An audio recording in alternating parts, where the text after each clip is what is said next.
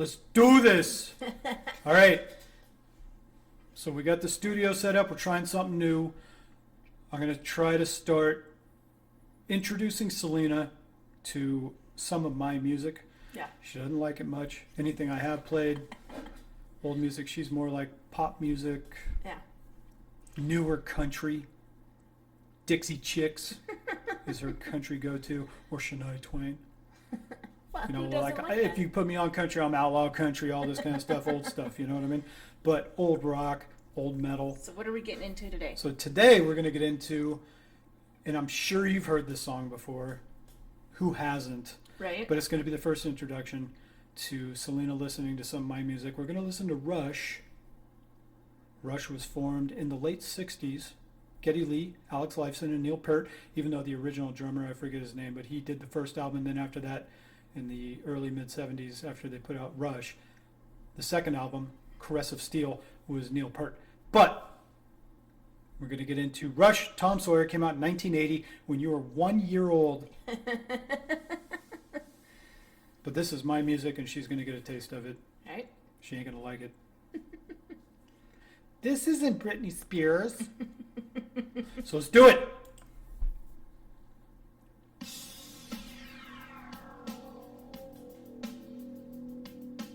Monday warrior, mean stripe. Today's Tom Sawyer, mean pride.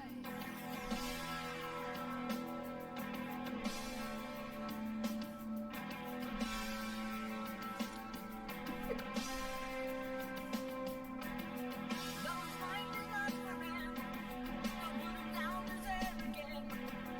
If he's ever playing the fence, writing out the day's events.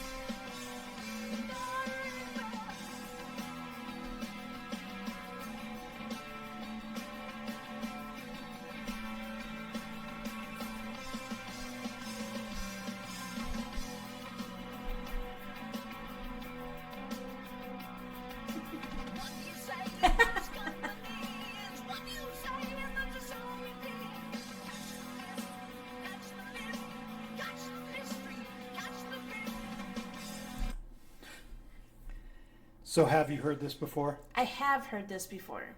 This is actually a decent song. Sorry. See, like I know when I was growing up, Rush, even though they're just a Canadian band, the most innocent dudes you could probably think of in the world too at the time. He has such an operatic voice, though. Yeah, that Rush, everybody believed, because back in the day, oh, this is devil's music, that running under Satan's hand was believed what Rush meant. It's like, if you were to talk to these dudes back in the day, they'd be like, what the hell are you talking about? Right? You know what I mean? But yeah, I think it's funny Tom that Sawyer is you probably got the the drums biggest down. hit. You know. Oh, the toms, yeah. Yep. So Rush, yes. It looks like they should have a Christmas tree up there, like it's Christmas time. Well, okay, a little backstory on this is their home studio outside of Toronto. Back then, that it was one of their houses. I don't know, maybe Geddy Lee's house, and they made a home studio out of it so they could be home, because at this point in time in 1980, they were building families and they had kids and they were on the road all the time and all this kind of stuff. It's like, we need to be somewhere. Instead of going to a studio somewhere to make an album, we want to do it from home so we can, you know, and Right. of course, by the time this had happened, they'd had multiple albums out, made money, and we can build a home studio and start recording our own stuff. So Yeah. that's what this is. They're actually at their home studio in Canada during the winter, obviously. Right. That might even be summer. In Canada, Canada, I yeah, don't you know. never know. You know, you never know. Well, that's But anyway, good. that's the backstory on a little bit. So they're recording at their home studio. All right. So let's take it off, man. Go. Hurry up. It's going.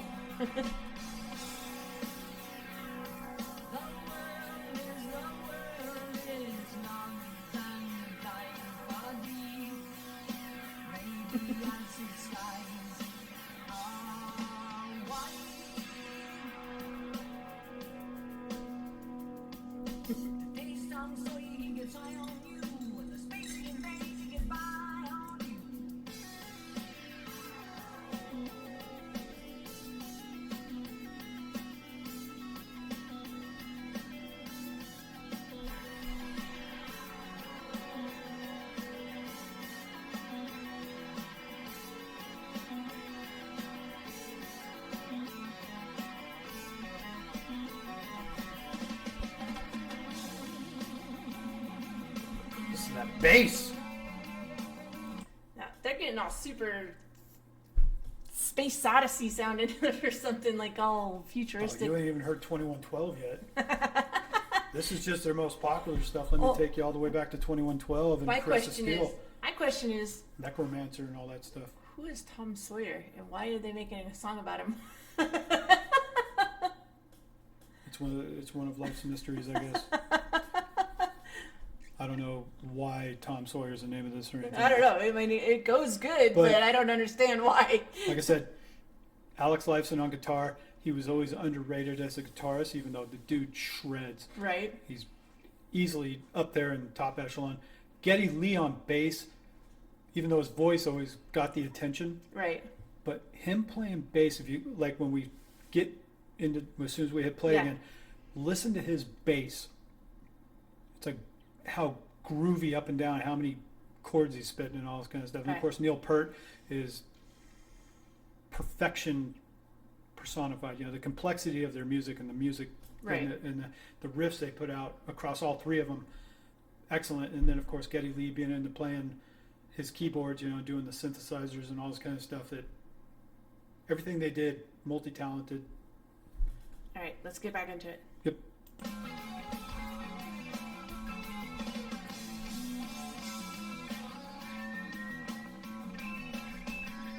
Bass.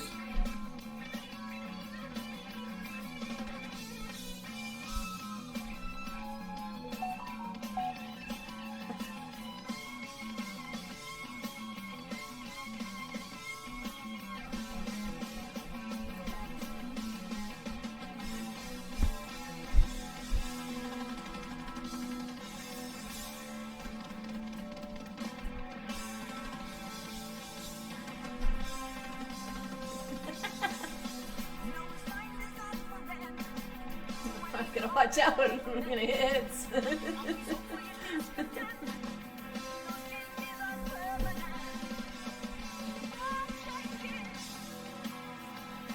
Those shoes, yo. Dude, I can air drum.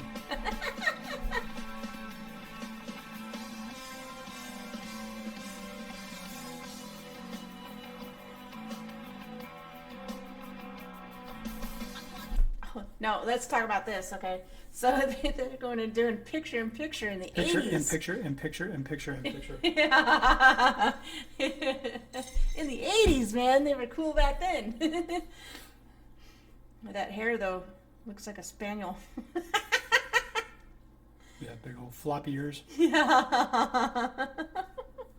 These dudes were not known for style. Right, yeah, yeah. Either. They were like, they're almost like shut-ins. Not like, the cool total kids. introverts that, what was it, the 2112 tour, I want to say? Maybe a Farewell to Kings in the late 70s.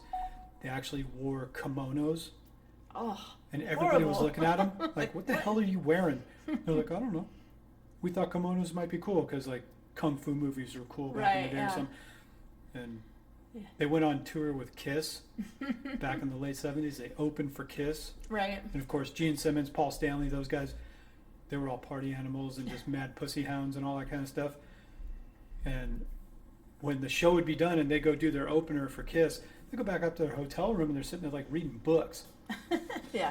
It was like, aren't you guys going to come party with us? And you're like, I don't know what you're talking about. All right, let's get the rest of All this. right, get after it.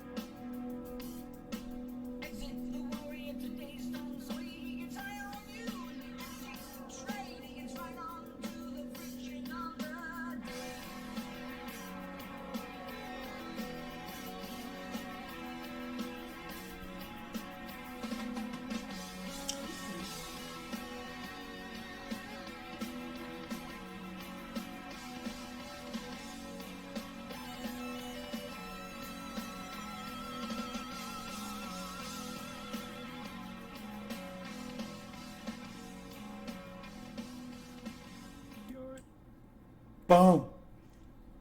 So, even though this song sounds familiar to you, Yeah. but just me explaining some stuff of the background of Rush a little bit too, to give you a little bit more appreciation for Rush. Oh yeah, definitely. Are you looking forward to more Rush? I am definitely looking forward to some more Rush. There's just 3 dudes making that much of a whale of music. Yeah, there was a lot going on for just 3 people. Yeah, very busy. But you become actually very appreciative of Rush and the complexity and the technicality of their music, especially Neil Peart with his drum beats and everything. You know? Right. Perfectionist across the board. Geddy Lee with the bass and the keyboards and stuff, but also the vocals. Neil Peart wrote most of the vocals for all of their music for years. But they told a story. You know Right. what I mean? It wasn't just like a repetitive pop song or anything like that with a chorus, you know, that he, like I said, if you go back to Caress of Steel in 1975, weird songs, Right. but he wrote all the lyrics for that stuff. And it wasn't popular at the time, but now it's vastly appreciated. You know, Yeah. it's like, oh my God, dude, that was just incredible music. Yeah. So- it was really cool. So, overall, thumbs up, thumbs down, Thumbs up. Double Like thumbs. Double thumbs. double up. Double thumbs. Cool. Yeah. Tom Sawyer. Tom Sawyer was good. Cool peeps. So we'll check back with some more music later on. Yeah. It's our fledgling attempt at Selena getting to know a little bit of my music. Little by little. All right. Later.